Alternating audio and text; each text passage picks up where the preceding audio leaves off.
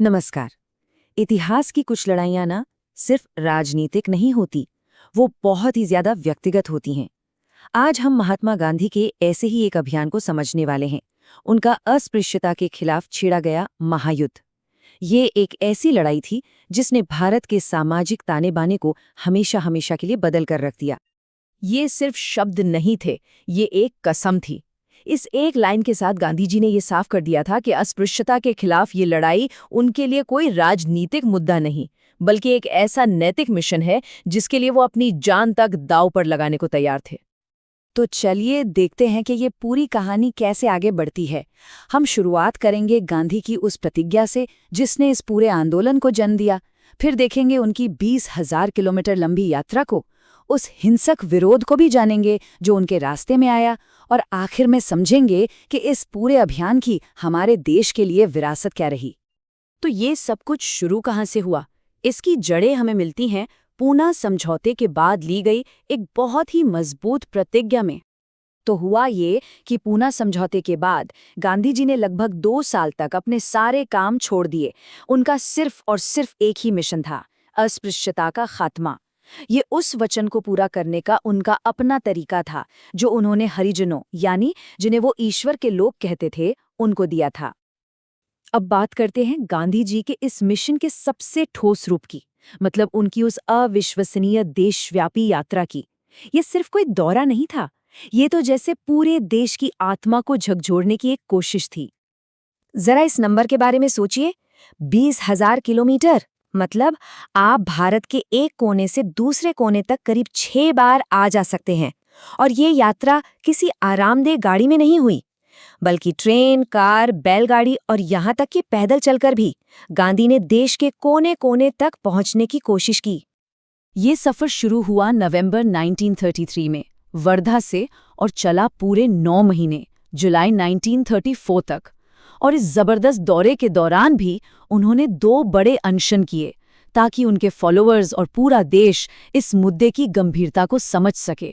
ये एक यात्रा नहीं, एक तपस्या थी। उन्होंने तो साफ साफ कह दिया था, या तो अस्पृश्यता को दूर करो या मुझे अपने बीच से हटा दो। मतलब ये उनके लिए जीवन और मृत्यु का सवाल बन गया था।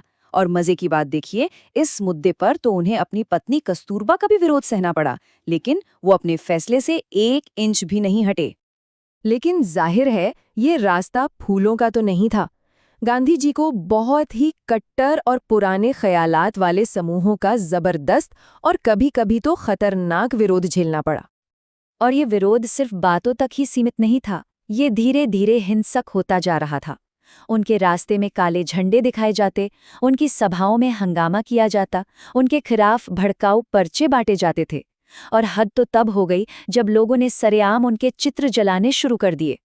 विरोध का सबसे भयानक रूप देखने को मिला जून 1934 में, जब पूना में एक कार पर बम फेंका गया। हमलावरों को लगा कि गांधी जी उस कार में हैं, पर वो बाल बाल बच गए। हालांकि 7 लोग घायल हो गए। इस हिंसा के अलावा उस वक्त की सरकार ने भी मंदिर प्रवेश बिल को पास न होने देकर एक तरह से प्रदर्शनकारियों का ही साथ दिया। तो ये तो हुई लड़ाई और संघर्ष की बात। अब जरा इस आंदोलन के पीछे की सोच, इसके नैतिक पक्ष को समझते हैं, जो कि इस आंदोलन की असली बुनियाद थी। इस पूरे आंदोलन का जो सेंट्रल आइडिया था वो था प्रायश्चित। गांधी जी का मानना था कि सवर्ण हिंदुओं को उन सदियों पुराने जुल्मों के लिए पश्चाताप करना ही होगा जो उन्होंने हरिजनों पर किए हैं। ये एक तरह से नैतिक शुद्धि की प्रक्रिया थी। गांधी ने इस लड़ाई को सीधे सीधे हिंदू धर्म के वजूद से जोड़ दिया। उनका तर्क बहुत साफ था, हिंदू धर्म मर जाता है अगर अस्पृश्यता जिंदा रहती है। उनके लिए ये एक ऐसा धब्बा था जिसे अगर साफ नहीं किया गया तो ये पूरे धर्म को ही खत्म कर देगा। और इस तर्क का असर बहुत गहरा हुआ।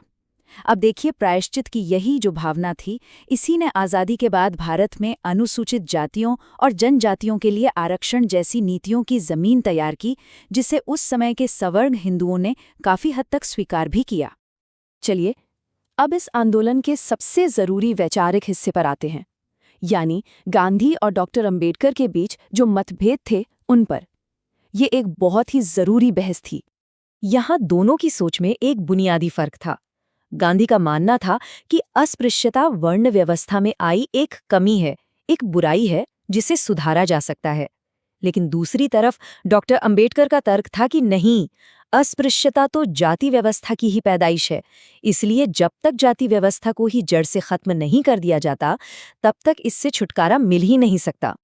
तो आखिर में सवाल ये उठता है कि इस पूरे आंदोलन की विरासत क्या रही, इसका हमारे समाज और हमारी राजनीति पर क्या असर पड़ा।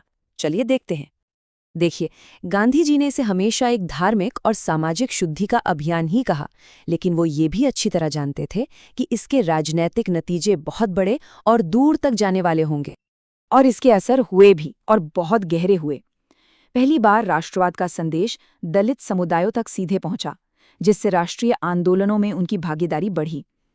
इसने समाज में ऊंच नीच की जो गहरी जड़ें थीं, उस पर एक जबरदस्त चोट की और भविष्य में सामाजिक न्याय से जुड़ी नीतियों के लिए एक मजबूत जमीन तैयार की। और आखिर में ये पूरी कहानी हमें एक बहुत बड़े सवाल के सामने लाकर खड़ा कर देती है। कब एक धार्मिक शुद्धि का आंदोलन एक राजनीतिक क्रांति भी बन जाता है? ये सवाल हमें दिखाता है कि भारत में समाज सुधार, धर्म और राजनीति, ये तीनों चीजें हमेशा से एक दूसरे में कैसे उलझी रही हैं।